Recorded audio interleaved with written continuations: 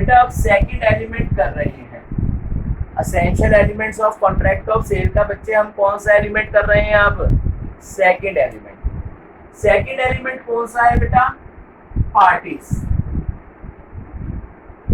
Second element कौन सा है बताओ, पार्टीज। सर हम भी बोलेंगे सेकंड एलिमेंट कौन सा है, पार्टी। पहला कौन सा था, कॉन्ट्रैक्ट। पहला कौन सा था, कॉन्ट्रैक्ट। दूसरा कौन सा है, पार्टीज।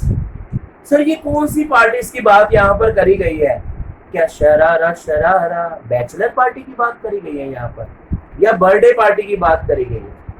सर यहाँ पर कौन सी पार्टी की बात करी गई है, वैसे ही लॉकडाउन चल रहा है आप पार्टियों की बातें कर रहे हो।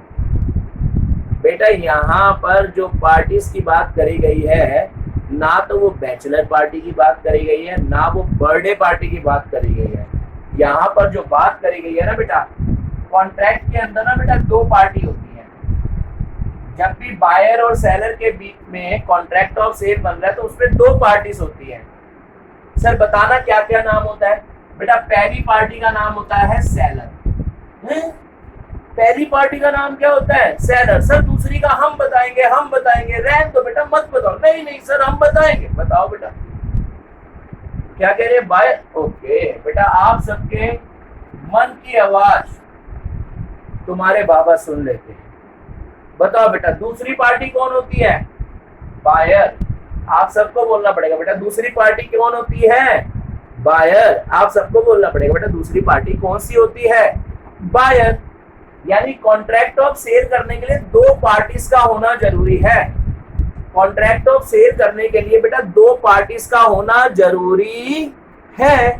कौन कौन सी पार्टीज का होना जरूरी है बताओ, सेलर एंड बायर। अब सवाल ये उठता है सेलर कौन होता है और बायर कौन होता है। सेलर कौन होता है और बायर कौन होता है। अ पर्सन हु सेल और agrees to sell the goods. A person who sell और agrees to sell the goods, वो पर्सन जो बेच रहा है या बेचने को तैयार है क्या, गुड्स। सर जो बेच रहा है और बेचने को तैयार है मतलब बताओ, बेचना शब्द मैंने किसके लिए लगाया है, सेल के लिए, और बेचने को तैयार है एग्रीमेंट टू सेल के लिए।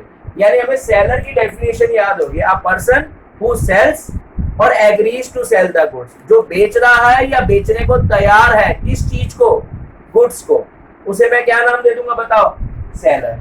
तो सर बायर की डेफिनेशन हम बताएंगे, हम बताएंगे, हम बताएंगे। बेटा जैसे तुम कहो बताओ, मैं सुन रहा हूं आपकी आवाज।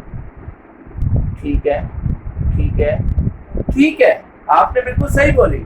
बायर कौन होगा, अ पर्सन हु बायस और agrees to buy the goods. बिल्कुल सही बेटा, बिल्कुल सही। तुम्हारे भी मन में अब फीलिंग यही आ रही होगी, वाह क्या टीचर है, वाह क्या टीचर है। बहुत बढ़िया बेटा, यही फीलिंग रहनी चाहिए। अ पर्सन हु बायस और agrees to buy the goods। Sir आपने ना याद करवा दिया है हमें। बेटा अच्छी बात है ना, याद करवाना बनता भी है, ठीक है ना। तो दो पॉइंट आप सबको याद हो चुके हैं। पहला हम पढ़ क्या रहे हैं, essential elements of contract of sale, जिसके अंदर 5 एलिमेंट होते हैं। 5 में से आज हम कुछ एलिमेंट्स कवर कर लेंगे, कुछ रह जाएंगे।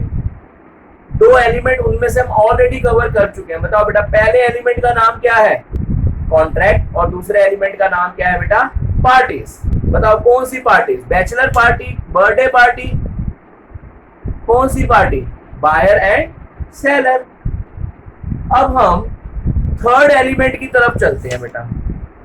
अब हम थर्ड एलिमेंट की तरफ चलते हैं।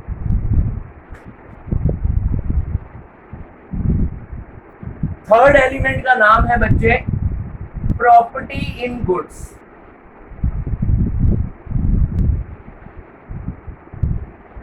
थर्ड एलिमेंट का नाम क्या है बच्चे, प्रॉपर्टी इन गुड्स।